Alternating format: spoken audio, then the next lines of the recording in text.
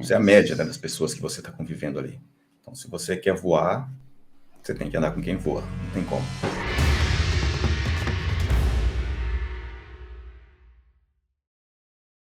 Meu nome é Érico e esse é o podcast Faixa Preta. Uma conversa com alunos e alunas da Fórmula de Lançamento que fizeram 2 milhões de reais utilizando as técnicas da Fórmula nesse ano que a gente está vivendo hoje. O papo, a conversa hoje com a Helena e com o Júnior. Tudo bom, gente? Tudo bem. Tudo ótimo. Vamos lá, em que nicho vocês fizeram... Eu vou fazer a pergunta, né? Em que nicho vocês fizeram mais de 2 milhões de reais nesse ano que a gente está vivendo agora, de janeiro até aqui, com as técnicas da Fórmula de Lançamento? Sim, fizemos mais de 2 milhões de reais. Mais de 2 milhões. Em que nicho vocês fizeram? Inglês. Inglês. Isso. E como é que... Quem de vocês me conheceu primeiro? O Júnior. Ah, Júnior, conta como é que foi isso para mim. Eu estava mudando de ramo. Eu fui músico durante muitos anos e aí resolvi casar. Nossa, músico casando? Não é possível. Então, você imagina, eu tive que achar alguma coisa para fazer. Aí nisso eu comecei. Literalmente, tô brincando, galera. Você foi músico? Que tipo de músico? Qualquer coisa, cara. Na verdade, eu vim de uma família que tocava sertanejo. Meu pai tinha dupla, essas coisas todas. Mas aí a gente cresceu dentro de uma rádio AM, pra você ter uma ideia. Então a gente teve tudo, todas as músicas possíveis. Só que eu fui pro outro lado. Eu sempre gostei de rock and roll, rock progressivo. Adoro um Pink Floyd, adoro um Yes, um Rush, The Purple, umas coisas assim. Pink Floyd. Vou te contar uma coisa sobre Pink Floyd. Eu dei de presente de aniversário, a gente tá entrando nada a ver de lançamento, né? Mas a gente vai chegar nos 2 milhões. Ótimo. E de repente vai chegar até no TOEFL também. Mas recentemente eu gosto muito de Pink Floyd. Fui num show deles, quase no último que eles fizeram depois de se reunir em 2005. E aí já digo minha idade. Um pouco. E então assim, eu gostava muito. Mas eu redescobri Pink Floyd, você acredita? Na pandemia, eu comprei um headphone bom para minha esposa. Queria marcar uns pontos com ela. E tem poucas coisas que ela ainda não compra para si mesma. E aí tem esse novo headphone da Apple, que ele encobre as 2 orelhas. Não é desse aqui, não. Uhum. E aí, ele tem uma fidelidade muito boa para um headphone que não tem fio, né? Cara, eu não quero fazer propaganda de headphone, não. Caro headphone, acho que eu paguei uns... Nem vou contar quanto eu paguei, depois olhe lá quanto custa. Caro, mas assim, pra esposa, marcar ponto. Sim. Enfim, tava doido pra marcar um ponto. E aí, eu escutei Pink Floyd com aquele headphone. Nossa, e eu não tinha escutado música até escutar aquilo. Tipo, Comfortably Numb. Aquilo faz assim, né? Hey You. Eu lembro que a Ju, eu dei o headphone pra ela, pra marcar ponto com ela. Mas quem ficou com o headphone fui eu. Quer dizer, não ficou. Ela ficou com o headphone, mas eu escutei. Eu tive uma experiência musical de escutar música que eu não achava que eu tinha. Aos 43 anos, que é a idade que eu tinha hoje, eu não sabia o que era. Eu me declarava fã, fui nos shows. Qual é a música que você mais tende a gostar deles? Eu gosto do Sure Here, adoro. Gosto de Comfortable Numb também gosto. Acho que são as duas, mas acho que o Sure Here pra mim é fantástico. Vontade de chorar, fazer acontecer. É fantástico. Escutei todas as vezes. Enfim, mas como é que isso soava para um filho de dupla sertaneja? Eu vou chutar. Filho de um pai que participava de uma dupla sertaneja. Para mim soava muito legal, né? Porque eu conseguia sair daquilo que eles ouviam sempre e comecei a me descobrir como músico. Na verdade, muito tarde. Eu joguei futebol um tempo, depois voltei. Meus irmãos já tinham uma dupla sertaneja naquela época, fazia sucesso na região. E eu voltei do futebol para ajudá-los. Qual era o nome? Chamava Banda Candés. Interior de São Paulo. A gente foi em Londrina um tempo depois. É porque o Candés vem do Marcos André, que é meu irmão do meio. Eu sou o mais velho. Não conseguia falar Marcos André, falava Candé. Aí virou Candé, os Candés Band, virou até Candés Band, pra você ter uma ideia. Total. Isso também, isso foi em 90, 94, quando começou. Copa do Mundo dos Estados Unidos ainda. Contei minha idade também. Aí eu comecei... Total, Roberto Baggio. Roberto Isso, jogou lá Baggio. fora, né? Aquele Jogou pênalti. lá fora, gol do branco. A gente Gol do branco. estava no Pará, fazendo uma turnê, pra você ter uma ideia. Foi fantástico, fantástico, fantástico. Aí voltando com a música, né? Aí não dei off, né? O músico sabe disso, é um dia de folga nosso, um avião vindo de uma turnê do Cuiabá, de Cuiabá para Santa Catarina. Eu parei em Curitiba, que era para ficar com a minha namorada, e resolvi não voltar mais para música. Aí eu tinha que arrumar o que fazer, né? Aí a família já estava pressionando, né? Helena, minha cunhada, tá aqui do lado. O cara é músico, né? Tem que fazer alguma coisa, tem que fazer alguma coisa. Ganhar uma graninha. Ganhar uma grana. A ideia era... Nossa, perdi minha caneta, cara. Desculpa, eu tava sem minha caneta, eu não penso. Mas assim, a ideia era que eles queriam que você ganhasse uma grana, é isso? Sim, eles queriam ganhar uma grana, né? Porque é músico para todo mundo, né? Só quem é músico sabe o que você tem que fazer. Nossa. Aí eu fui estudar digital.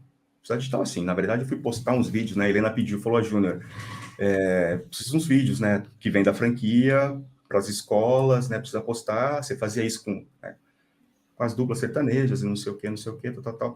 Vamos fazer. Aí eu comecei a fazer isso e comecei a pesquisar você. Pesquisando se apareceu. Ano, você lembra, né? 2018. Final de 2017, acho que ele veio falar de Érico para mim. Nossa. E aí eu comecei a aparecer. E como é que foi essa experiência de eu aparecer para você naquela época? Foi uma coisa, charlatão, ou nossa, que interessante. Pelo contrário, para mim foi fantástico. Tanto é que eu virei o tiozinho louco do Facebook. Para todo mundo, para rede de amigos, para todo mundo. Meu, esse cara só fala disso, cara. Ele só fala que o digital vai mudar tudo, que o digital tá vindo, que o digital tá forte. Eu não achei legal, não. Quando ele ficava falando de Érico, olha lá, o Érico, olha lá, abre lá. Eu pensava, meu Deus, que cara chato. Cara, digital, ó, vamos pro Facebook, vamos pro Instagram. E todo mundo interessante, Helena. Ele insistia, né? E a própria insistência dele torna uma resistência, né? A gente conhece muito isso em outras marcas. O cara que insiste muito para usar o iPhone ou a Apple, parece que faz. Ou o cara clássico do CrossFit, né? Tem que fazer CrossFit, tem que. Os próprios vegetarianos que ficam. A gente costuma dizer que como é que você descobre que uma pessoa é vegana? Você, numa festa de 100 pessoas, você sabe? Se tiver 100 pessoas, sem perguntar para ela, você sabe como é que você descobre que ela é vegana? Não. É só esperar um pouquinho que ela te conta. Não se aguenta. Isso não é crítica aos veganos, inclusive, tá? É só uma crítica que a pessoa começa a falar tanto que a gente começa a criar uma certa resistência. E essa resistência foi uma resistência dele falar tanto ou se chegou a ver e não clicou? Cara. É porque ele falava assim, olha que legal, ele ensina o marketing digital, tipo, do zero, as pessoas estão fazendo muito dinheiro do zero, e ele ficava falando do zero, só que eu não queria do zero, porque eu já tinha 5 escolas de inglês, de cursos profissionalizantes, e aí eu não queria, eu falei, não, eu não quero começar nada do zero, e aí ele ficava insistindo, eu não queria ver o Érico. Até que ele me levou num curso, ele falou, tá bom, então, você não quer ver, então eu vou levar você num curso. Aí a gente foi num curso de marketing digital e o palestrante lá ficou falando mal. Do Érico. Aí eu fiquei curiosa. Que legal. Muito bom. Aí eu fiquei super curiosa. Você foi num curso onde a pessoa devia discordar em alguns pontos, inclusive super bem-vindo, tá, gente? Não acerto todas, não. Não espero acertar, não. Mas assim, e ele tava falando mal de mim. E aí isso, ao invés de te... Não de você, do Fórmula. Do meu produto, né? Falou do Érico. Aqui, Júnior, eu vou te falar o seguinte, como é que estou descobrindo os padrões de persuasão da Helena. Se você quer que ela goste de uma coisa, né? Fala o contrário, que ela é do... Quando você falava bem, ela não gostava. Quando o cara fala mal, ela... Opa! Mas vamos lá, Helena. Agora você me deixou curioso. E a gente tem uma oportunidade de reconstruir, né? A gente está fora da tempestade, né? A gente está fora daquele momento que ele estava falando mal de mim, no caso, né? E você também está fora. É super fácil. A gente tem uma possibilidade muito maior de observar a gente mesmo, né? Tentar entrar na nossa cabeça. O que foi que fez com que, apesar dele estar falando mal do Érico da Fórmula, te causasse o interesse? Ele não estava falando mal tão bem? O que foi que te falou, opa... O que foi? Você consegue entender isso? ver. É porque eu acredito assim, que toda vez que alguém fala mal de alguma coisa, é porque ele acha bom, mas não acredita que ele consiga fazer, talvez, porque o Júnior falou, ele falava muito de você, que tem um monte de gente fazendo, um monte de gente consegue, a gente também podia, mas eu não queria porque começava do zero. Aí, quando ele começou a falar mal, que isso aí não funciona, isso aí tem que tomar cuidado, isso aí, eu pensei, opa, talvez funcione, porque talvez o Júnior tenha razão e o palestrante ali tá... É o clássico quem desdenha. Isso. Quem desdenha a sabedoria clássica, de repente ela ativou quem desdenha quer comprar. É isso. De repente você falou assim, opa, será que ele tá falando mal porque ele tá desdenhando, seguindo essa racionalidade do quem desdenha quer comprar? Ou será que... É engraçado porque quem é bom não precisa construir. Não que não construa, tá? Mas quem é muito bom não precisa construir sua reputação falando mal dos outros. Isso. Então, não quer dizer que eu nunca tenha falado, porque eu sou humano, tá? Mas assim, eu não lembro da última vez que você vai encontrar um vídeo meu de eu falando mal de alguém. E a razão disso é não que eu não pense mal de alguém, porque eu sou humano, eu julgo também. Mas eu acho que depois de um tempo, eu fiz uma decisão consciente de construir o meu negócio sem... Vamos supor que você tem uma frase de um outro cara que eu segui por muito tempo, Gary Vee, ele fala assim, eu não quero construir o maior prédio da cidade destruindo os prédios menores, eu quero simplesmente construir o maior prédio da cidade. Então eu passo a focar em mim e não nas outras pessoas. Então acho que vai ser raro, raro no sentido de não é intencional, de você me ver falando mal de alguém. Engraçado. Olha que interessante. As pessoas falam mal para construir o prédio deles, mas de repente ela está falando mal porque o prédio dele por si só não é grande o bastante, então se eu destruir os outros, o meu fica maior. Interessante isso. E mal sabe ele que ele teve o efeito completamente. E adivinha quem foi o primeiro cara a me ligar quando viu a minha faixa marrom, primeiro grau de faixa marrom? 3 anos depois disso. Nossa. Ele? Ele. Uau, que interessante. E aí, teve uma época, falei, o que você acha? Você está vendo aí? Teve uma época que eu fui... Isso é uma coisa que eu vivi... Isso na época me chateou muito e hoje não me chateia mais. Mais uma vez eu fiz uma entrevista. E a repórter da entrevista, inclusive o problema desse que me chateou muito foi de uma entrevista de um veículo de comunicação conhecido. Eu não vou mencionar porque não faz sentido. Nesse, né, seria uma crítica sem direito de resposta, aquela coisa toda. Mas enfim, e era uma entrevista que eu, quando eu não era empreendedor, eu adorava. Eu lia, eu me inspirava, falava, um dia eu vou ser isso, as capas da tal revista de empreendedorismo. E ela veio me entrevistar e eu, nossa, imagina. É tipo, vamos supor que você sonha em ir no Jô Soares, não foi o Jô. Mas aí um dia você é chamado para ir no Jô Soares. Imagina isso se for o caso, né? Eu nunca fui chamado, nunca fui no Jô Soares. É só um exemplo. Imagina se o tema da matéria que ela estava procurando informações e baseando era um tema negativo sobre esse nosso mercado. E mal eu fui muito inocente. E na entrevista ela falava que eu era muito superficial. Eu acho que esse é o ponto que ela queria provar. No sentido que eu não dava os detalhes, né?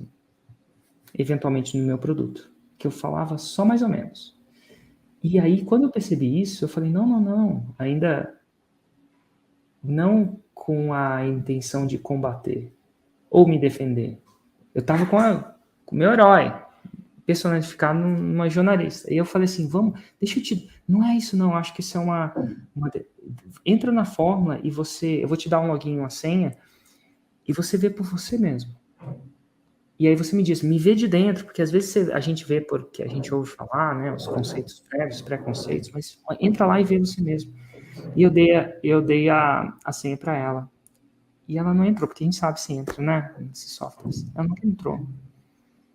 E a entrevista teve um tom negativo. Eu fiquei muito chateado. Muito chateado. Falei, cara, mas não é justo, esse mundo não é justo. Ai, meu Deus, fiquei aquele drama, isso e aquilo. Lembro de ter até falado com um amigo, que eu geralmente ele confundo. E ele falou assim, um dia, não sei se foi ele que falou, eu pensei, um dia vai acontecer uma coisa, Érico. Uma pessoa muito perto dessa jornalista que ela confia, seja ele um parente próximo, um amigo próximo, que ela realmente confia, vai fazer o 6 em 7, vai fazer a faixa preta. E talvez nesse dia ela vai se sentir mal por isso. E por muito tempo eu desejei isso, secretamente. Depois de um certo tempo eu parei de desejar, até por empatia a ela. A gente nunca sabe. Quem sou eu para dizer as impressões que as pessoas têm de mim? Elas têm as impressões, elas têm todo o direito de ter. Uhum. E aí eu comecei a focar só nesse trabalho de entrevistar as pessoas que tiveram resultado. Que é o que eu posso fazer. Eu não quero bater neles, por bater. No sentido de bater, não, combater. E aí foi uma coisa que me deu muita paz. De saber que um dia ela talvez veja por si, ou talvez não. E assim que o mundo é. E é por isso que a gente vive no mundo que a gente vive. Mas enfim. Mas ele te ligou, cara. Então isso lembra um pouco disso. E como é que foi isso? Quando você fez a faixa marrom, e para quem não tá escutando isso, foi o quê? Um 6 em 7? Foi nosso primeiro 6 em 7. Cara, foi absurdo. Como é que foi essa conversa? Claro, sem mencionar nomes, por favor. Tá? Foi, tipo, logo de manhã. Acho que você publicou, né? A gente publica, né? Tal, e você republicou. Você colocou no Telegram. Foi no Telegram, né? Acho que era...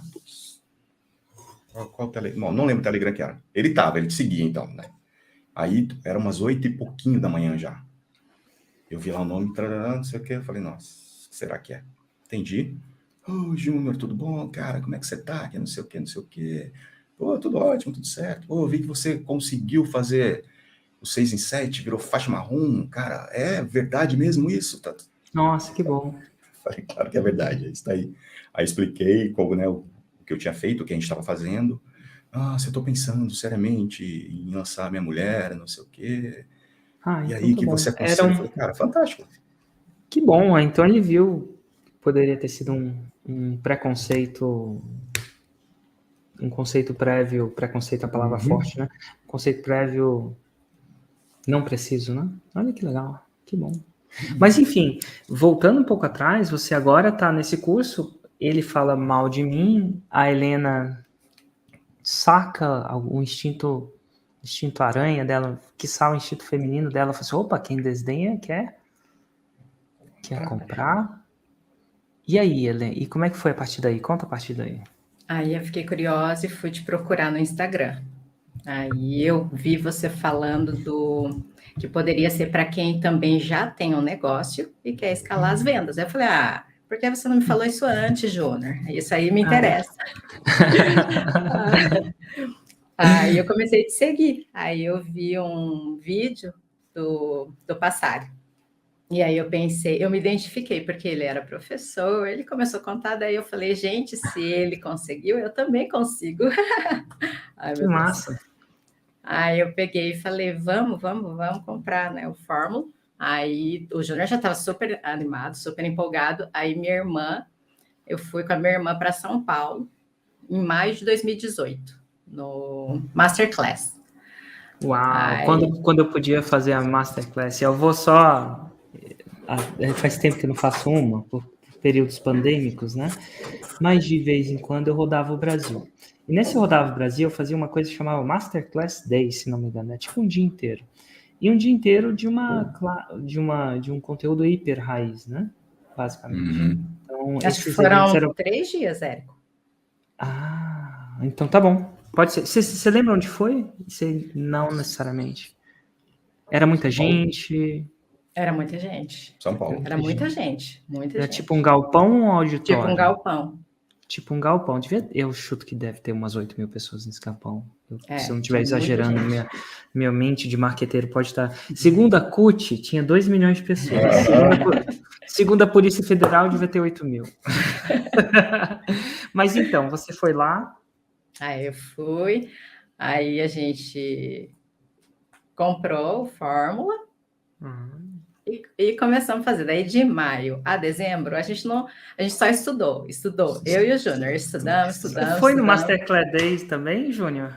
Eu fui em Curitiba. Elas foram para São Paulo, né? Compraram. Aí você veio para Curitiba e eu fui em Curitiba. Onde foi? Não lembro onde foi o lugar.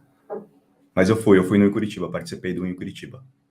Que massa. Mas vamos lá. Eu já tava no Fórmula, né? Era legal que você falava pros caras, não, eu já tô, eu vim só dar uma olhada. Aí a gente estudou. Aí em dezembro teve o Mundo FL, que era o 678, né? Não era, mas é tipo ao vivo, né? É o que a gente chama de Mundo FL, né, hoje. E foi o último Mundo FL presencial antes da pandemia. Mal sabia talvez mal sabia vocês que a gente ia entrar numa loucura, né? Mas enfim, lá devia ter muita gente também, né? Tinha muita gente. Aí eu fui com a minha irmã de novo, e aí começou o ao vivo, e aí começou a falar da mentoria. Famoso insider. Aí eu olhei para minha irmã e falei, nem pensar, hein? Por favor, nem pensar, nem se empolgue, que a gente nem lançou ainda, a gente nem começou, não é pra gente. A gente está estudando ainda. Vamos estudar tudo primeiro, colocar tudo no papel, depois a gente faz. E aí a gente olhava assim as pessoas na fila do café lá, e eu olhava a faixa e falava, você é a faixa verde de verdade? Você já lançou? É verdade? Você já fez venda? Sim. A pessoa falava sim. Aquilo se concretizou mais na minha cabeça, assim, porque a gente só ficava estudando, sabe? Bem tartaruga, pior que tartaruga, eu acho, porque a gente ficou parado. A gente estava sem coragem, eu acho, de lançar, sabe? E aí a gente ficava estudando. E aí lá a gente viu pessoas, assim, de verdade, conversamos com pessoas que estavam lançando, né? Tava até o Sobral lá recebendo o prêmio. Aí eu peguei e falei, caramba, acho que a gente tem que lançar. Aí vocês me ligaram. Daí a gente foi naquele não vamos entrar, não, de jeito nenhum, nem pensar. Aí quando eu vi, eu estava ligando para o Júnior, eu tenho a solução para a nossa vida. Eu estava em São Paulo também, mas estava com a minha filha e com a minha sobrinha num parque infantil. E não tinha antena, cara, não tinha nada. E elas querendo falar comigo, e aquilo eu rodava, e as crianças brincando, e uma gritaria, eu não entendi o que elas estavam falando. A gente vai comprar, olha lá que vamos fazer isso, não sei o quê. Eu falava, tá bom, vai. Sem entender nada, sem ouvir nada. Muito louco. Vou dar um contexto para a galera. Barato não era a mentoria. Isso é, vocês lembram quanto vocês pagaram? Quanto foi a primeira vez? Não. Uns 50 e pouco, 52, 55, alguma coisa. Isso era na época, antes do GPM estar 30% mais caro. Que a gente entrou no período inflacionário depois, né? Não só a fórmula, mas enfim, a carne, gasolina, não vou nem falar que sacanagem, gasolina. Por que sobe gasolina, sobe tudo, né? Porque a maioria das coisas não aparece por teletransporte, a gente não conseguiu inventar o teletransporte, então começa a subir gasolina, começa a subir tudo. O empreendedor por si, ele vai absorvendo aquilo, porque ele sabe que tá ruim para todo mundo. Mas assim, eventualmente chega um período que fica um pouco inviável, ele segura aquela pressão e depois ele vai liberando aquela pressão. Então ele absorve a diminuição de margem, entre outras coisas, mas eventualmente a pressão cede, né? Então, assim, a gente vive agora num período bem inflacionário, né? Mas, assim, dito tudo isso, 55 mil já na época era grana pra caramba. E agora a gente entra, uma coisa que eu pergunto pra você, Helena, no período de desconstruir, você foi do medo à hipercoragem. Uma decisão de uma mulher corajosa. Porque você está falando de investir 50 e poucos numa mentoria, sendo que você entrou lá com uma fixa decisão de não comprar. Então, aconteceu um processo entre você com medo, e a palavra é medo, provavelmente era medo de botar 50 mil e não voltar. Né? A gente, ser empreendedor, o seu dinheiro deve ser super suado, você deve fazer, não sei se você faz conta desse jeito, mas 50 mil, quantas matrículas eu tenho que vender só para... Tipo, eu não sei se essa conta que você faz, mas o empreendedor geralmente tem essa... Ele não ganha em real, ele ganha em matrícula, tipo, né? Você começa a pensar esse tipo de coisa. Mas você foi do medo à coragem. E aí a coragem de não só pular nesse barco sozinho, e sim envolver outras pessoas, que eles iam te chamar de louca. Né? Porque eles não estavam lá dentro, vendo o que você viu. Então, o que te levou desse estágio de medo ao estágio de coragem, de investir essa quantidade de dinheiro no futuro de vocês? Qual foi a decisão? O que eu falei? Ou o que você se falou? Que eu acho que você falou que mesmo que você nunca tenha lançado ainda, e que é para você, mesmo que você não tenha nem produto. Então, assim, principalmente você falou, se você... não sei, eu tive a sensação assim que era para mim. Eu cheguei lá pensando que não era para mim, porque eu não tinha lançado ainda. E eu não tinha certeza do meu produto. E aí, quando eu fui percebendo que sim, era exatamente para mim, porque eu não tinha lançado ainda. E eu ainda não tinha certeza do produto. Então, se eu continuasse daquele jeito, eu não ia lançar nunca. Eu não ia conseguir fazer nunca. Então, assim, eu falei, é para mim, é para a gente que está parado, a gente não está fazendo. E aí você, inclusive, deu uma data para lançar. Não, foi muito louco. Aí meu coração já veio, eu falei, meu Deus, a gente tem que marcar uma data. E aí a gente marcou a data ali, e eu falei, gente, sem o Insider, a gente não vai lançar de novo. Porque a gente ficava marcando, então vamos, mas não fazia. Isso aqui não está pronto. Eu não sei muito isso aqui ainda. Até a gente estava esperando. É uma coisa de humildade e autoconhecimento ao mesmo tempo, né? Porque existe sempre a esperança que você vai conseguir fazer sozinho. Isso. Mas chega uma hora que você se conhece a certo ponto de entender que aquilo vai demorar bem mais. Entendi. E aí você liga para o Júnior, como é que foi? Sem conexão, você foi uma pessoa que eu entendo os dois lados. Pode ser que você, opa, ou pode ser, opa, tipo, vamos com calma, mulher. Tipo, não foi nem com calma. Eu falei, não, vamos fazer acontecer. Você sabe que pode contar comigo, vamos para cima e tô dentro. Já estava dentro desde o começo, né? Eu sabia, eu acreditava muito no potencial, não só da gente, mas do que você estava entregando, né? Sabia que ia fazer toda a diferença para a gente. A gente estava esperando isso, eu estava esperando isso já, de alguma forma. Eu falei, vamos embora, pode comprar, já marca a data e vamos fazer acontecer o negócio. Foi literalmente isso. Eu tive que pedir o cartão emprestado para o meu pai. Nossa, como assim? Porque o nosso não ia passar. Sei lá. Não, é viagem. A gente estava bem louco assim. Até passaria, né? Mas aí para não ter dor de cabeça, para segurar realmente. E o seu pai? Você chegou e avisou, você explicou o que era ou simplesmente, pai, não pergunta muito não? Eu expliquei. Eu só preciso isso. E ele? Ele falou... o meu pai, ele é bem calmo, assim, ele é bem lacônico. Ele é japonês também? É japonês, Existe um conceito que a galera japonesa é bem calma, bem centrada, ou isso é uma observação, não, uma generalização errada. Geralmente meus amigos japoneses são... Mas quando é para ser louco, é louco. Eu conheço os dois pontos. Não sei se você já conhece o japonês louco. Quando é para ser louco... Eu nunca conheci o japonês extremo total. É muito engraçado até, porque você tem aquela imagem, né, de pleno, né, o incenso aqui do lado, assim. Sim, ele fala, ele fica... Inclusive, vou contar uma coisa. A forma de lançamento foi lançada no Japão, não sei se vocês sabem disso, sabe? Não por mim, mas foi lançado no Japão. E assim, eu lanço no Brasil, tem um cara que lança em hispano, né? Esse cara lança no Japão, tem um cara que lança na Itália, italiano e tal. E o cara do Japão, uma vez, ele chama Hideki. Ele falou assim, Érico, vem fazer uma palestra aqui pra galera japonesa. E eu não fui lá no Japão, mas ele tinha tipo um encontro de mastermind, um evento, eu não sei ao certo o que era, tá? Mas foi em Ibiza. Nossa. Sério. Ele pagou uma passagem de avião para eu ir lá em Ibiza conversar com os caras. E eu falei, nossa, que massa. E aí eu cheguei lá, eram japoneses mesmo, porque a gente tem um japonês abrasileirado. É muito diferente do japonês raiz.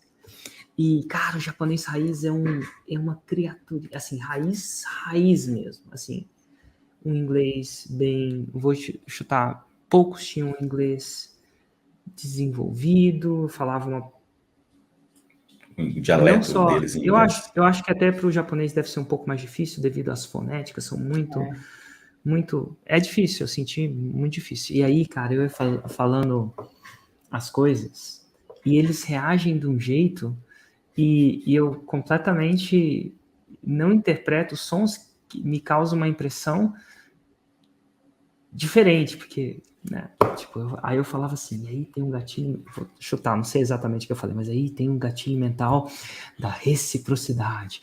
Aí a japonesada, que devia ter uns 30, 40 lá na Tanta, assim, eles olhavam para mim e faziam assim, oh! Aí eu falei, uau, tô acertando! E aí eu falo gatilho mental do sei lá o que, ele... As interjeições são ótimas. Mas tem umas interjeições que parecia que eu tava no ápice do pedestal. É E bem assim, louco. oh! E assim, quando a gente palestra para a galera brasileira e tal, existe uma informalidade. Aí, Érico, não sei se rola uma piadinha aqui e ali, posso tirar uma foto, alguma coisa do tipo, né? Então, sim, existe o gatilho mental da autoridade. Mas, Helena, eu nunca senti... Parecia que no cristianismo eu era o Papa, ou no budismo devia ser o Buda. Eles me tratavam com um ar de... um ar quase... uma formalidade, um ar que eu me senti de um jeito que... incrível, assim, incrível. Eu senti muito legal. Aí depois eu conversei com um amigo meu japonês que ele era mais americanizado, viveu um tempo, fez universidade fora, então ele tinha uma cultura cross. Ele falou assim, cara, eu nunca fiz uma palestra que todo mundo fala assim, uau! Aí ele falou assim, Érico, né? Não é essa bola toda, não. Isso aí, tipo, eles fazem isso para qualquer pessoa. Isso é normal. É só um jeito e tal, mas cara, você quer palestrar para japonês, quer se sentir bem... O meu filho nasceu lá, Érico. E ele morou quanto tempo lá? Eu morei lá por 14 anos. Nossa. Aí eu casei e tive meu filho lá, depois que a gente... E você casou com um japonês ou um japonês Não, brasileiro? Brasileiro. É brasileiro? Japonês, mas é brasileiro. 50%. Total. E você acha que seu filho é mais japonês ou mais brasileiro? Eu acho mais brasileiro. Será? Talvez o brasileiro ache mais japonês.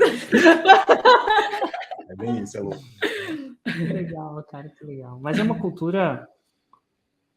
assim, eu não fui lá, mas eu me senti quase que eu já morei nos lugares... na Alemanha, que é diferente, os alemães são diferentes e tal. Estados Unidos tem uma diferença, mas quando você entra no Japão, é uma coisa quase que, para um sentimento de brasileiro, quase que alienígena. Ali mesmo. Outro mundo, uma outra... Você reseta muita coisa do que começa, é incrível. Inclusive, é um dos lugares... Você tinha que ir lá pessoalmente, Érico, porque eles ficam abaixando a cabeça para você. Eles iam fazer isso com certeza, em sinal de respeito. É tipo, um sinal de respeito. Não tem nada a ver com o que a gente acha nisso, não. Tipo, né? E não fazem assim com a mão. Mas assim, eu sou um ambiente muito... Eu me senti num lugar onde eu não conseguia medir. É outra coisa que eu não conseguia com o japonês. Eu não conseguia... Com o brasileiro, você sabe quando você tá clicando, mas com o japonês eu não sabia. Eu não sabia se ele estava gostando ou não gostando, ou se ele estava me respeitando, mas completamente discordando. O brasileiro, ou o europeu, ou o americano, você saca quando a pessoa está sentindo uma resistência naquilo que você está falando, né? Existe esse nosso treino. O japonês, eu não tenho esse treino. Parecia que eu não sabia absolutamente nada do que estava acontecendo na cabeça deles. Foi uma experiência incrível. Mas eu tenho que ir lá, sim.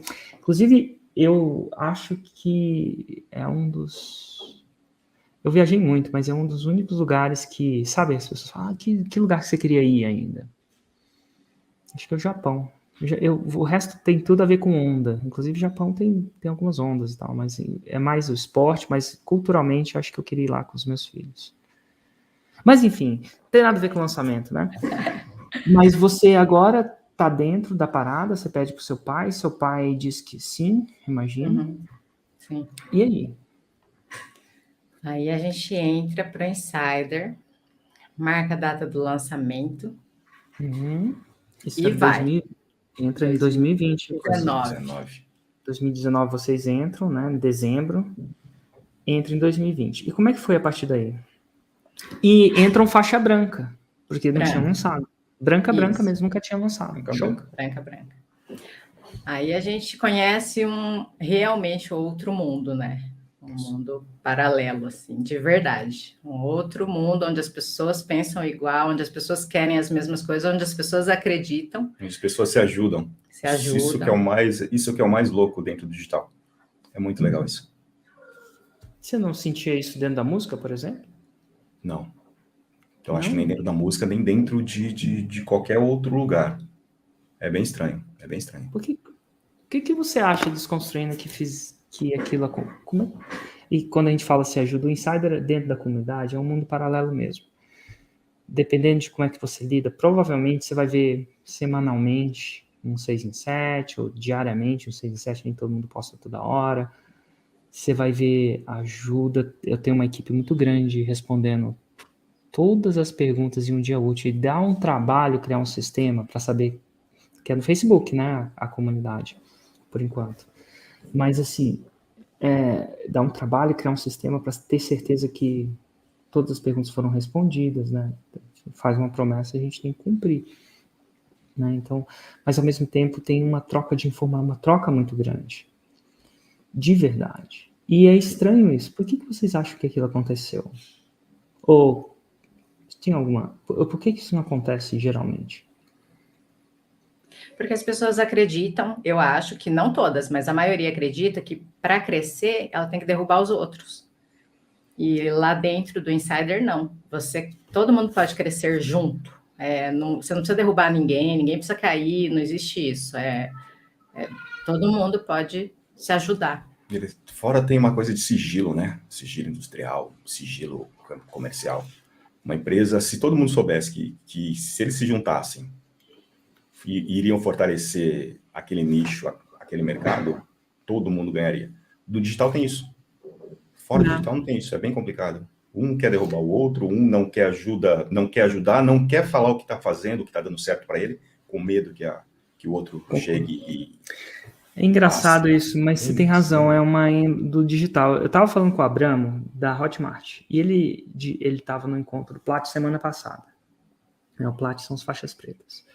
E ele estava falando uma coisa interessante, que é uma estatística do Hotmart. Hotmart é um gateway de pagamento que envolve, eu vou dizer, bilhões de reais por ano. Posso dizer isso hoje, Sim. No meu achismo, apesar de ninguém saber os números do Hotmart, exato. Mas a gente consegue fazer umas contas. Se no Insider faturou 740 milhões, na verdade passou de 800. O programa Insider, né? Como um todo, passou de 800 milhões. E ele é só uma parte de tudo, a gente sabe que o Hotmart envolve muito mais. E ele falou o seguinte, se uma pessoa compra um produto de inglês, por exemplo, a chance dela comprar um produto na mesma área de inglês, do seu concorrente, aumenta em 65%. Então, 65% das pessoas compram o seu produto, eventualmente compram o produto da mesma pessoa na mesma área. E é engraçado isso, porque é normal, faz sentido, né? Uma pessoa não compra um livro de dieta só. Minha mãe já comprou vários, eu já comprei vários. A gente não compra um livro de desenvolvimento pessoal. Hoje a gente não acredita em desenvolvimento pessoal. Meu pai é mais cético em relação a isso. Ele nunca comprou um livro de desenvolvimento pessoal. Se comprou escondido. Ou ele é igual a minha mãe, que comprou 25 milhões de livros. Toda semana ela tende a comprar. Então a gente tende a ver diferentes perspectivas. Mas uma estatística que eu nunca tive um número, foi incrível que ele mostrou sexta passada ele mostrou essa estatística. Porque quando uma pessoa compra de um nicho, existem 40% de chance a mais dela comprar do nicho completamente diferente. Então, você comprou no nicho de inglês, por exemplo, para fazer o TOEFL. Passou no TOEFL, você teve uma experiência positiva com o ambiente de aprender online, que inclusive agora Ninguém duvida mais. Uhum. Na época duvidava, até podia, mas depois da pandemia já virou essa objeção não tem mais. Ah, não funciona pro digital, peraí, né? Mas a chance dela comprar um produto meu, que não tem nada a ver com o seu, aumenta em 40%. E agora vem o contrário, olha, se ela compra um meu, a chance dela comprar um seu é 40% maior. É muito louco isso. Então quer dizer que quanto mais eu tiver, a gente só tem que tomar cuidado para nossos concorrentes ou concorrente, as pessoas que estão lá, serem bons. Uhum. Quanto melhores forem, essa satisfação de consumir uma coisa digitalmente, né, de quebrar esse pré-conceito do que o digital é inferior ao presencial, é quebrada, e uma vez quebrada não tem como desver, então você tende a comprar vários. Então a gente entende isso no Insider, muito claro, ao mesmo tempo, isso não é óbvio no mundo, fora do mundo paralelo. Mas enfim, aí vocês estão lá dentro, agora vocês têm um ambiente, agora vocês estão lá dentro, estão comprometidos, e como é que foi a partir daí? Então, daí eu acho que o mais importante é entender que a gente começa, é um negócio novo, é do zero, sabe? Porque a gente, eu e o Júnior, a gente acreditou, talvez, que, como a gente, por exemplo, eu já tenho experiência na área de educação, eu tinha 5 escolas, eu sempre dei aula, eu achei que seria, vamos dizer, mais fácil. Uhum. Só que aí a gente começa a perceber que, não, você tem que começar do zero, você é o estagiário ali, você tem que aprender tudo, o passo a passo, não tem nada a ver assim, porque eu trouxe a experiência, né, do que eu fazia e por isso eu vou mais rápido que os outros. Não vai acontecer isso. Você tem que entender que você começa como um Zé Ninguém, assim, no sentido de que você não sabe nada, não sabe nada. O que você acha que você sabe não vai serve. valer. Entendi. Eu acho que isso o principal para a gente foi isso, assim, entender isso, né? E aí dar tempo ao tempo, porque aí dá aquela ansiedade, você acha que, não. No primeiro eu vou fazer o 6 em 7. Não fiz. No segundo eu vou fazer o 6 em 7. Não fiz. E talvez isso vá te frustrando. Foi frustrando a gente, até que a gente começou nos próprios debriefings ali, os próprios faixas pretas orientando a gente, mentorando mesmo, falando, gente, não é assim. Vocês estão no caminho certo, tem que arrumar isso. E aí aquilo vai te dando mais tranquilidade de saber que tá tudo, que a gente não é o pior, sei lá, eu me senti uma incompetente. Foi bem legal, foi bem louco, que elas saíram do business que elas dominavam, né?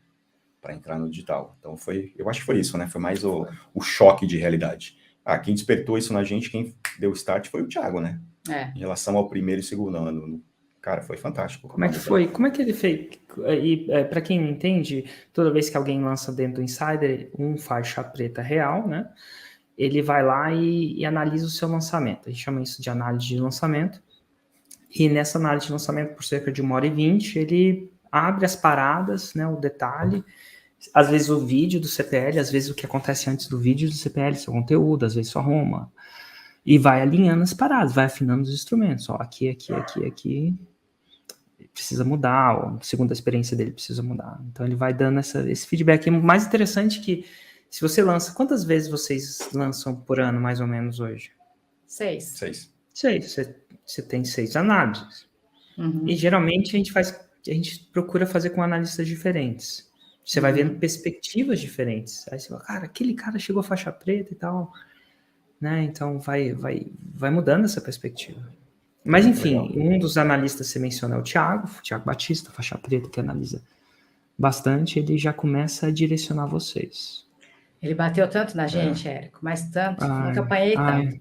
Mas com tanto amor, sim, mas tanto amor, tanto ele é o cara assim, a gente tem uma eterna gratidão, e eu saí daquela análise gostando dele, porque ele mostrou a realidade com tanto carinho, mas ele falou, sabe, o que tinha que ser falado, assim. Total.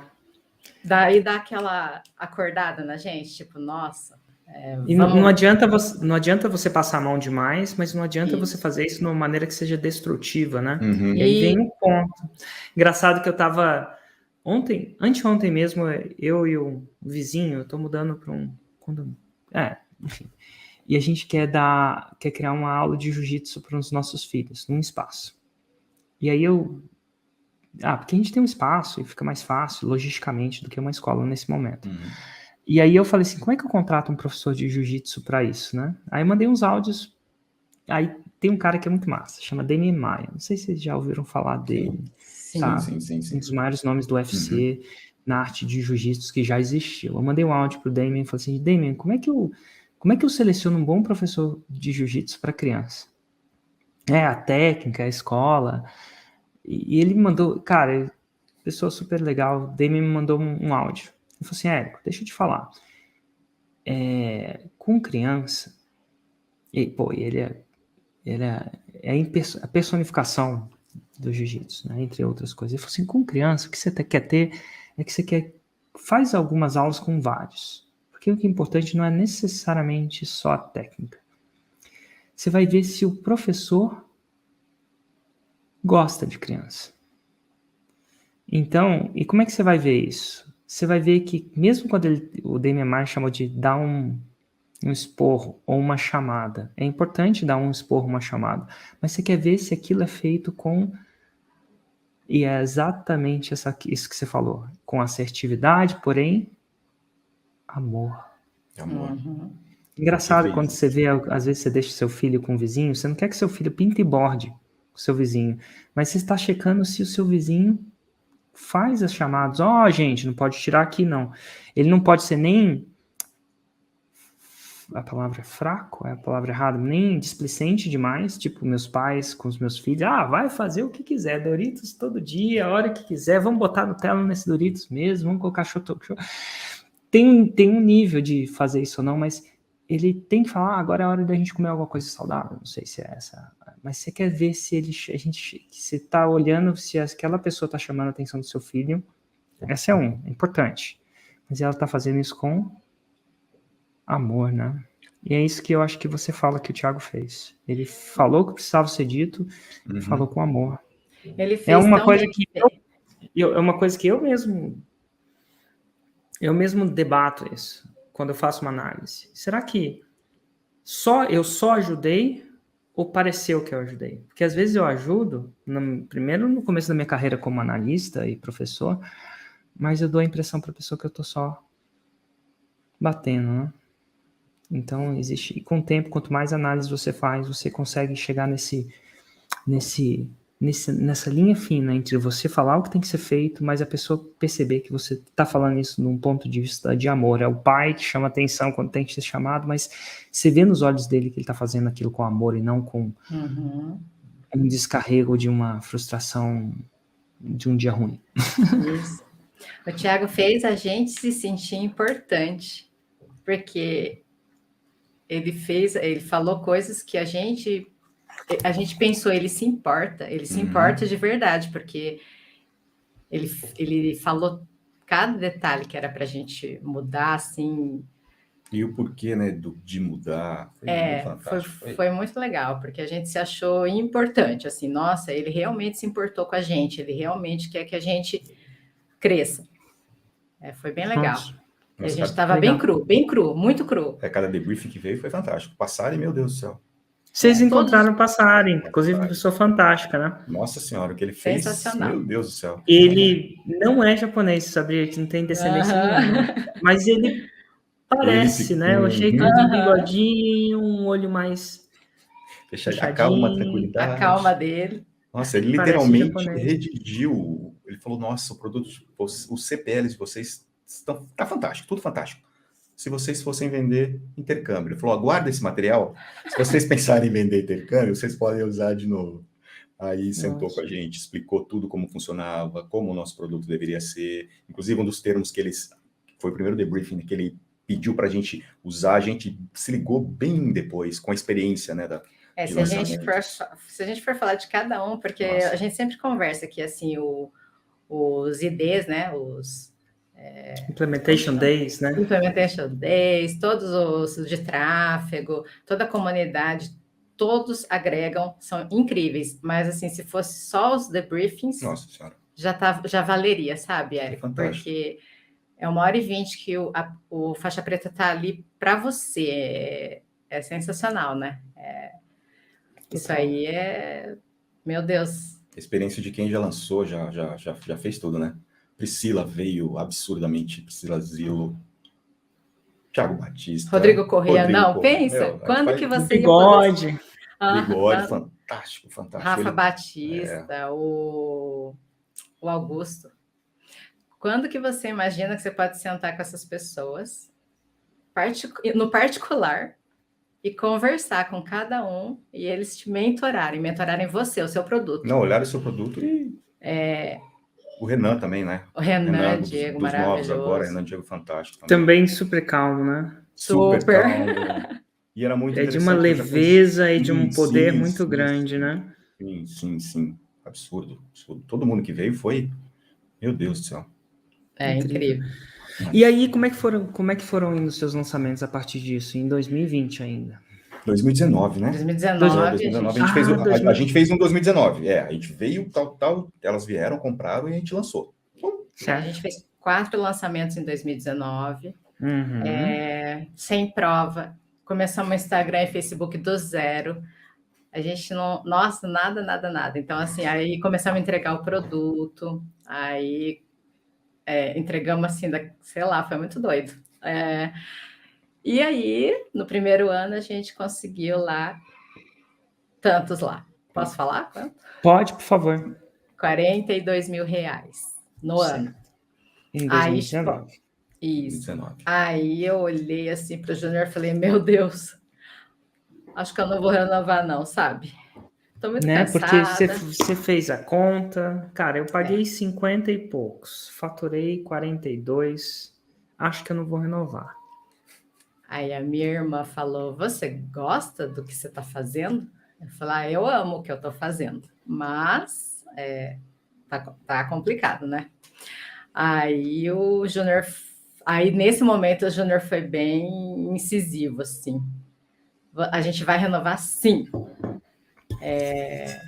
Não pode desistir. Agora que a gente está conseguindo, agora que a gente tem provas, agora que a gente está melhorando, agora que a gente tem depoimento, agora que vai acontecer. Será que você vai desistir a 2 metros? E era, viu?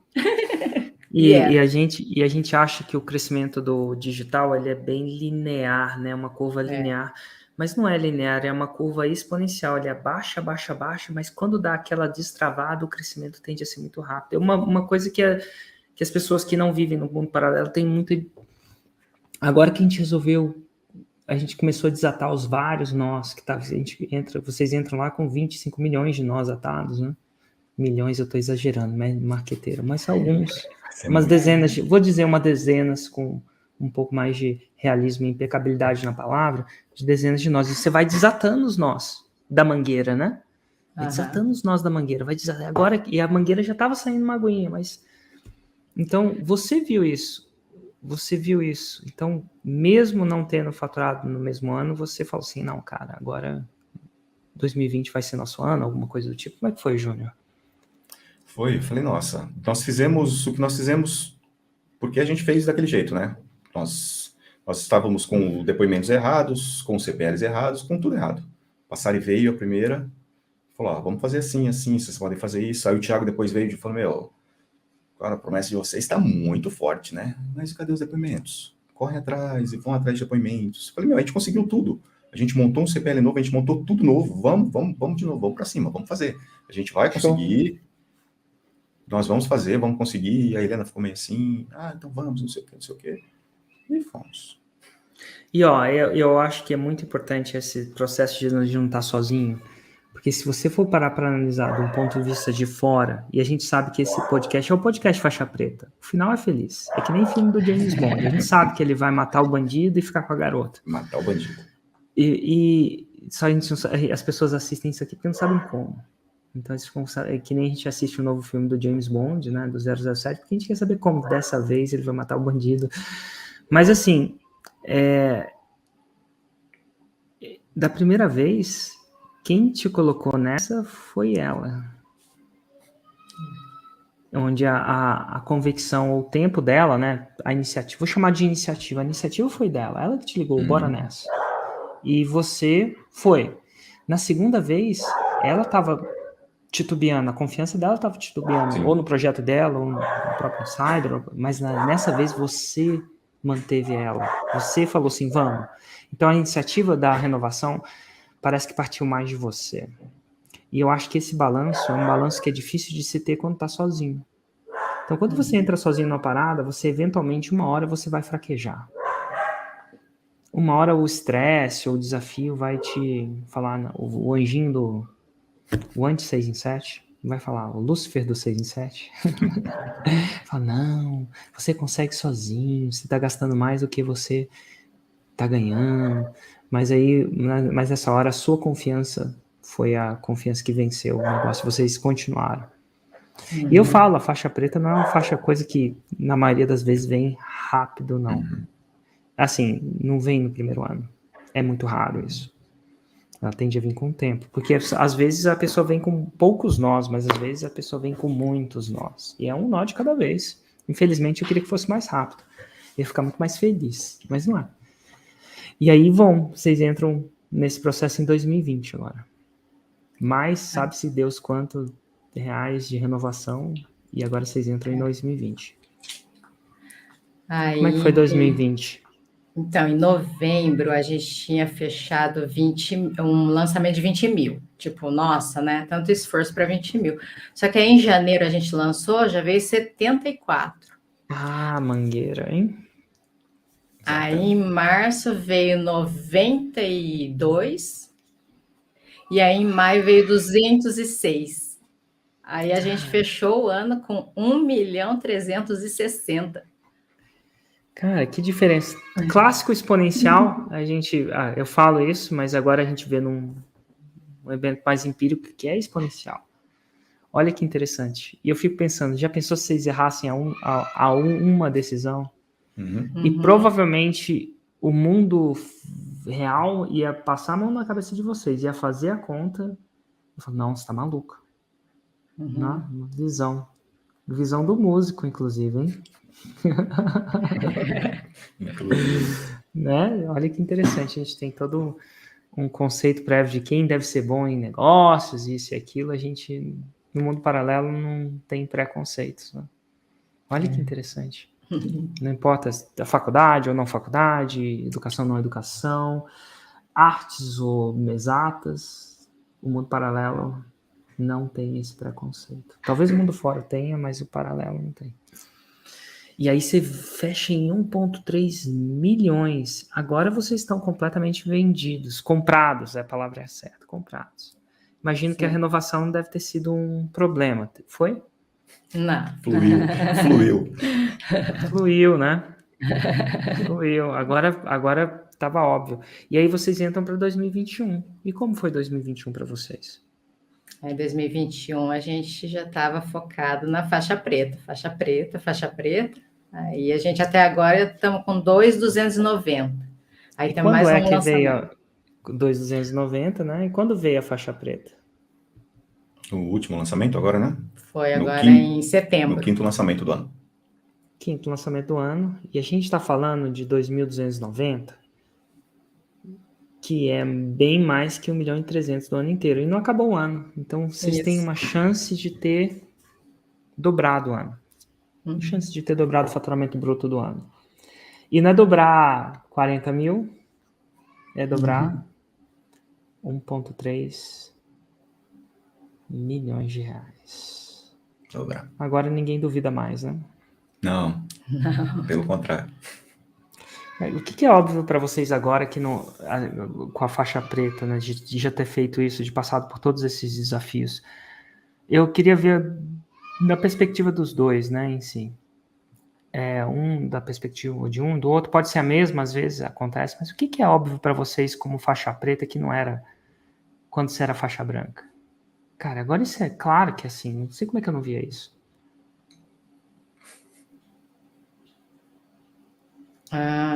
Eu acho que você tá junto com as pessoas que fazem, lançam.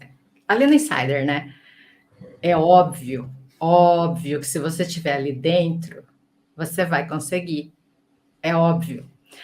Mas talvez lá não era tão claro, né? Não sei, porque a gente às vezes pensa que, tudo bem, acho que vai dar certo sem estar lá, mas hoje é tão óbvio que se você estiver lá dentro, porque tem um momento que você realmente se cansa ou tá. É o que você falou, né, Érico? Tem um momento que você está desanimado, que você está. Então, você não está todo dia 100%. E aí, se você está longe dessas pessoas, se você tá. Porque você entra lá na comunidade, tem um monte de gente que você vê que está igual você, não é só você. Todo mundo está ali na luta, está todo mundo lá trabalhando, está todo mundo fazendo, está todo mundo tendo ideias. E aí é óbvio que se você estiver dentro do Insider, é óbvio que você vai conseguir. Acho que o clássico diz-me com quem andas, que eu te direi. Eu ia falar isso. É bem isso mesmo. Isso é a média, né, das pessoas que você está convivendo ali. Então, se você quer voar, você tem que andar com quem voa. Não tem como. Se você quer voar, você tem que andar com quem voa. E é isso, não geralmente é. E eu sei que existe a parte técnica da coisa, de todo o direcionamento que vocês mencionam que tiveram. Eu acho que é. Mas nada como o diz-me com quem andas, que eu te direi quem és. Talvez seja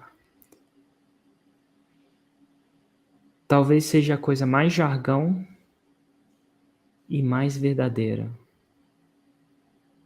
Simplesmente andar com a pessoa de uma maneira onde você tem Quando eu falo andar num ambiente onde há contribuição aberta, né?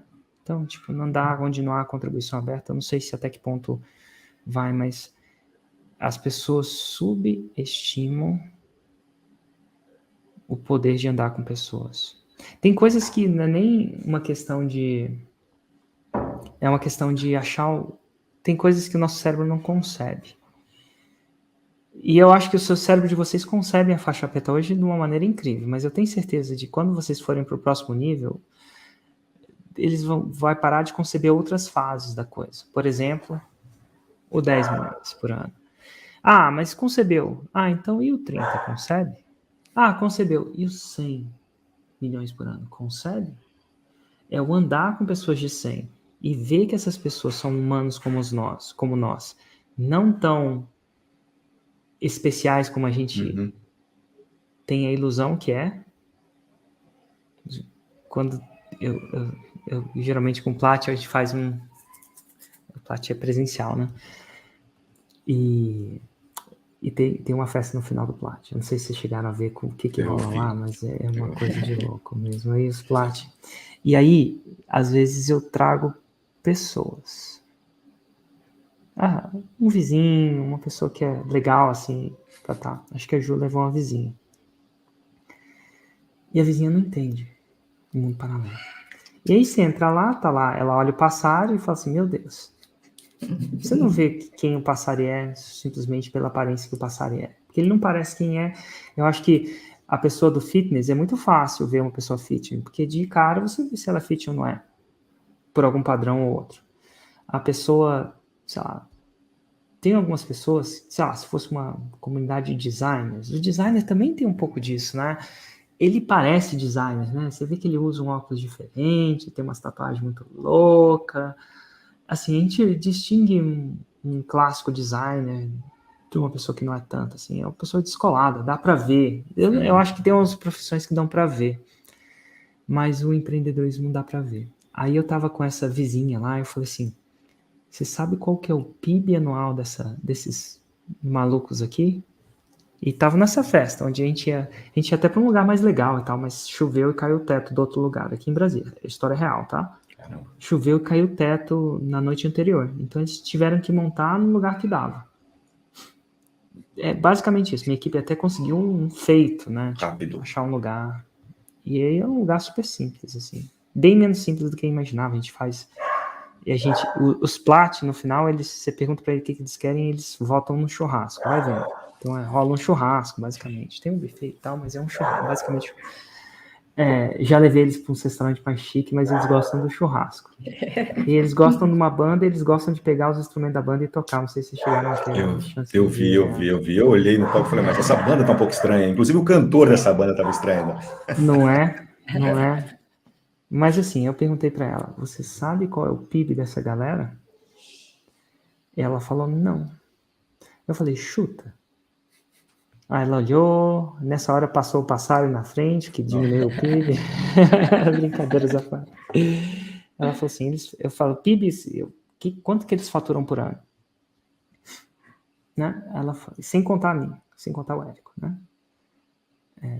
Ela falou, 250 milhões por ano. Eu falei, mais. Aí a Ju também não sabia. A Ju, minha esposa. Ela falou, Ju, 500 milhões. Ou mais. Por baixo, isso é, sendo sem, não estimativas da CUT, uma estimativa mais Polícia Federal, 1,3 bilhões. Aqueles malucos lá. E a maioria deles começaram do zero. Então, quando você entra numa festa daquela, por exemplo, né? E você começa a ver que pessoas são normais mesmo, assim. Depois que você fala o dinheiro, você começa a perceber um anormalismo disso tudo, né? Mas você vê que elas são normais. Você começa a pensar, uai, por que não eu, né? E elas também sabem exatamente os nós que desataram. Vocês lembram dos cada nó que foi desatado? Não foi de uma hora para outra, foi rápido, mas... E você sabe desatar alguns desses que foram desatados para você, que vocês viveram esse desate, né? Essa coisa. Então, diz-me com quem andas, que eu te direi quem és. Não conseguia ser uma coisa mais profunda e mais subestimada. Nesse mundo faixa preta. Diz-me com quem andas, que eu te direi quem és. Passa a ser normal. Vocês foram faixa preta número o quê? Vocês lembram isso no troféuzinho de vocês? Acho que Vocês têm ele aí? Por acaso? Não, né?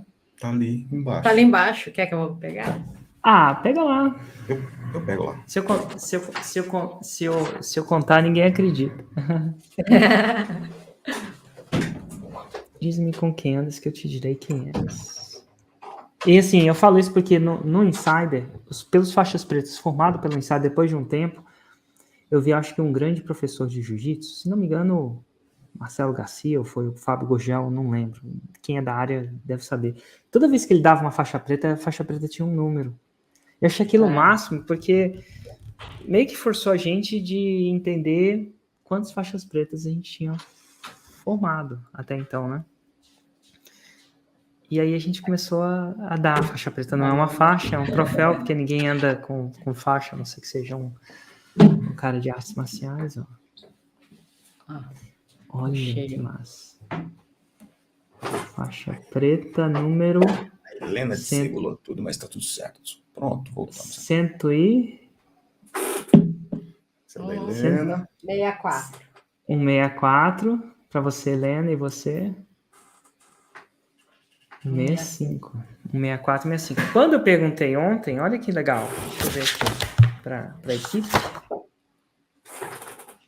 A gente está no faixa preta 194. Tá quase chegando ao 200 e tem 118 na boca da botija.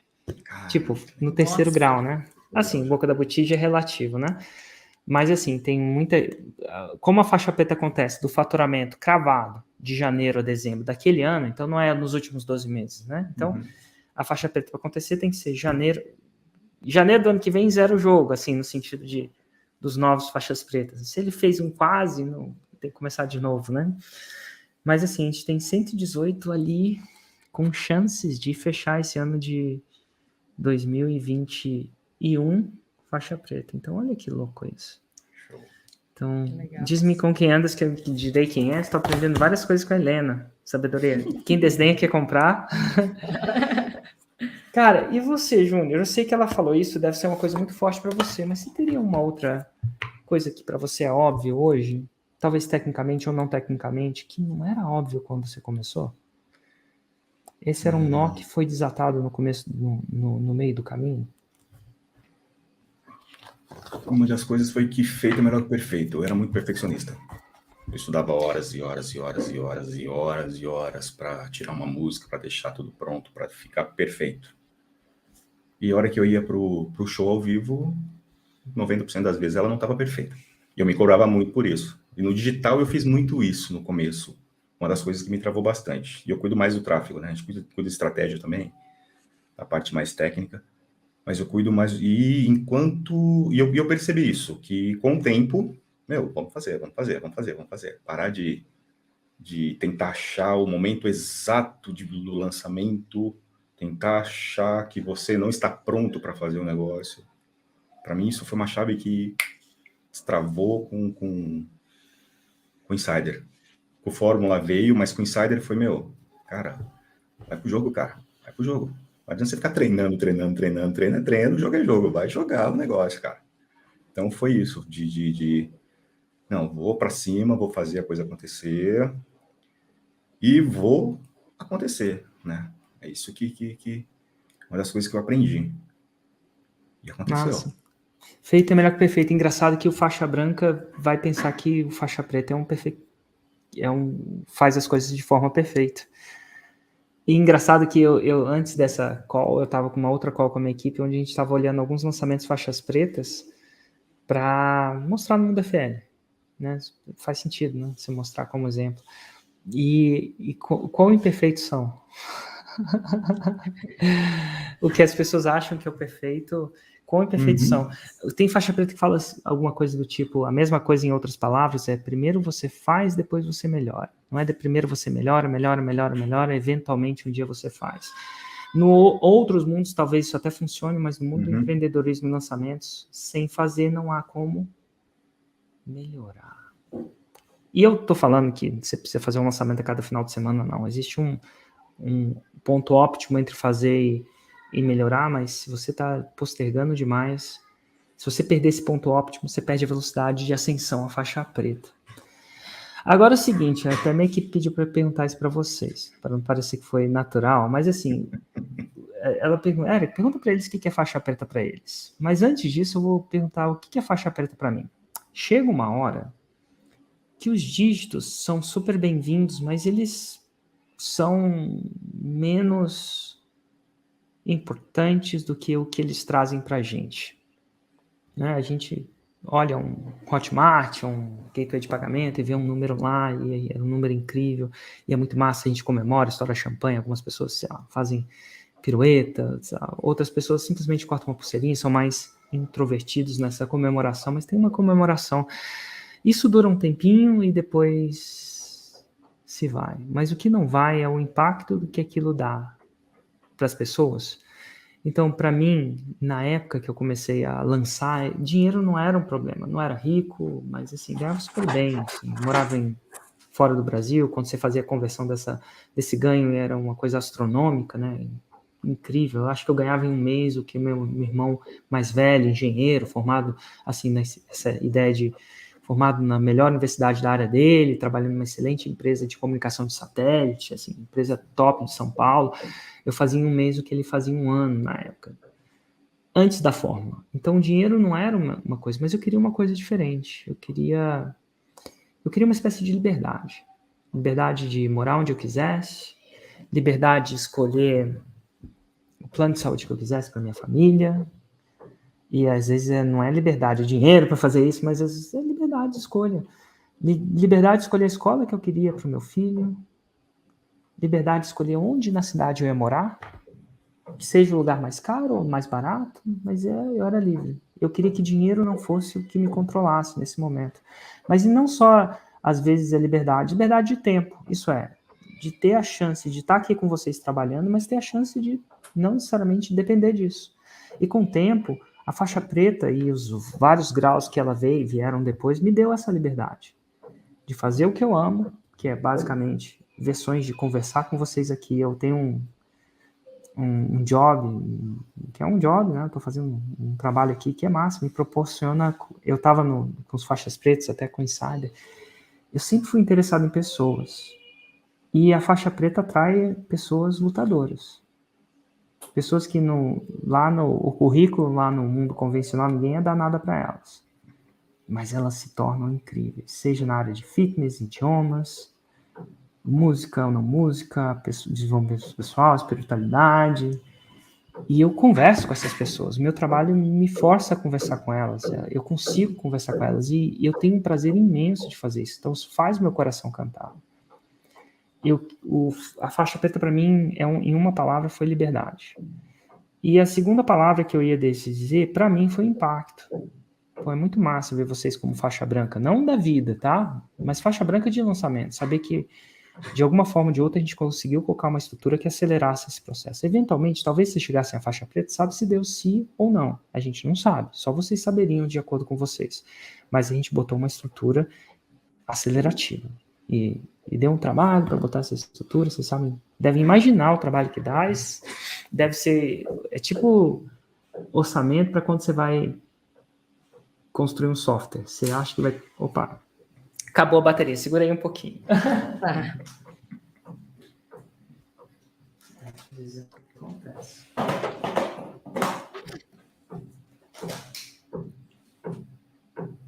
Foi? Nova bateria. A câmera, tem 2 câmeras. Então, assim, eu acho que o que vocês acham que o trabalho que dá, as pessoas acham que é X, mas na verdade é 2X. É tipo quando você vai orçar um software. Ah, vai custar 100 mil, por exemplo. É pelo menos 300. Tipo, vai custar 1 ano, vai ser pelo menos 3 anos, alguma coisa do tipo. Mas isso foi para mim, assim, de poder estar com a minha família onde eu quero, de poder estar vivendo um pouco da expressão de quem eu sou, de estar levando o trabalho para frente. E para vocês, e eu queria ouvir de cada um de vocês, pode ter uma perspectiva igual ou diferente. O que é faixa preta para vocês? Eu acho que a possibilidade de escala que tem, assim, de atingir o número de pessoas que a gente atinge é inimaginável. A gente que tinha, eu tenho ainda, né, escolas físicas, eu nunca pensei em termos de conseguir alcançar pessoas, impactar pessoas no mundo inteiro, não só ali na minha região, na minha cidade, no meu bairro. No Brasil inteiro, no mundo inteiro, tem gente que a gente impacta que está fora do Brasil. E a gente tem a chance de transformar essas vidas de verdade, assim, de verdade. As pessoas realmente elas mudam a vida, elas agradecem. E é uma possibilidade assim de o número de pessoas que a gente consegue fazer isso. Assim, eu não pensava que era possível. Não imaginei. Essa coisa de impactar pessoas é fantástico, né? Para mim também. Sabe, você receber as mensagens. Do mesmo jeito que você fica contente, né, com seus faixas pretas, né, com a evolução. A gente também... É só quem está dentro mesmo sabe. Acho que a maioria que está no mundo digital sabe disso. De você poder chegar às pessoas, a maior número de pessoas possível, poder impactar essas pessoas, poder mudar a vida dessas pessoas, literalmente. E para mim é liberdade também, né? Como eu sempre trabalhei viajando, trabalhava em cima de um palco, no avião, no ônibus, na van, a liberdade de poder ver a minha filha crescer, poder ficar mais tempo com ela, poder ficar com o meu filho, curtir mais o meu filho, eu tenho um filho do primeiro relacionamento, curtir mais a minha esposa, a minha família, aquela coisa, eu tô trabalhando aqui, tô editando um vídeo, ou tô otimizando uma campanha. Estou otimizando a campanha, ela me chama, eu paro ali um pouquinho, dou um pause no vídeo, na campanha, brinco com ela 5, 10 minutos, volto de novo, continuo o que estou fazendo, vou dar banho, vamos tomar banho, vamos conversar. E essa liberdade, literalmente, liberdade de poder fazer o que você gosta, que você se propôs a fazer, que é impactar, mudar a vida das pessoas, mudar a sua vida primeiro, e poder impactar as pessoas. Para mim é isso. Mudança brutal no meu comportamento como ser humano, como marido, como pai, como amigo, como cunhado. O Insider me proporcionou isso, muito. E é só o começo. né? E é só o começo. E é só o começo porque você especialmente, a Helena eu não sei, tá? Mas você especialmente eu te espero em outro palco. Você sabe qual é o palco? Sim, sei. Pode contar comigo. Ano que vem O estamos palco da juntos. banda do Plat. Certeza, isso já está combinado. Ai, cara, Combinadíssimo, Plat. combinadíssimo. E massa você que você serve para qualquer instrumento. Qual que você prefere? Eu sou baterista, na verdade, de raiz. Nossa, Baterista. a gente tá precisando de um baterista, Então, cara. fechou. Tô dentro, tô na banda. Os outros instrumentos eu não toco nada. Guitarra, eu sou canhoto, né? Aí eu comecei a tocar bateria como canhoto. Só que quando eu Nossa, a entrava. gente tem que armar a bateria. Não precisa mais, não precisa mais. Sempre quando eu ia tocar com outra banda, demorava muito tempo para desmontar a bateria do lado canhoto e montar do lado destro. Aí eu sou ambidestro, na verdade. Aí eu monto ela do lado normal, do lado direito e toco. Então não tem problema. Só que eu vou ter que treinar um pouquinho, porque a gente faz uns 8 anos que eu não sento. Eu já vou treinando. Pode deixar. Combinadíssimo. Eu fui cantar, mas deu muito errado. Deu muito errado. Eu vou treinar 1 ano para cantar de novo. Treinar. Eu te ajudo, eu canto também. Eu tocava bateria e cantava, pra você ter uma ideia. Ele canta bem, o Júnior canta bem. Que música você cantaria se você fosse cantar uma música no... Putz, vamos cantar um Pink Floyd, vamos cantar um Show Here. Vamos cantar? Pode ser? Uau! Vamos cantar. Promessa. Fica ligado. Vou pagar, fica tranquilo, tô dentro. Aqui, ó. Fica ligado na banda do Plat, é isso aí. Tem outra esperando por vocês vão descobrir daqui a pouco. Um dia esperando. Mas, gente, muito obrigado pela generosidade. Se alguém quiser, eu imagino que vocês ensinam, eu vou tentar... Qual a Roma de vocês? O que vocês ensinam? Em vez de eu tentar adivinhar. A especialista, né? Eu te mostro o caminho... que é minha irmã, a esposa dele. Eu te mostro o caminho para passar na prova do TOEFL, IBT e IELTS em apenas 8 semanas de preparação. E quem quer seguir ela, como é que acha ela? Eli Sato Oficial. Eli com H? Não, com E. ELISATO Oficial. Eli Sato Oficial.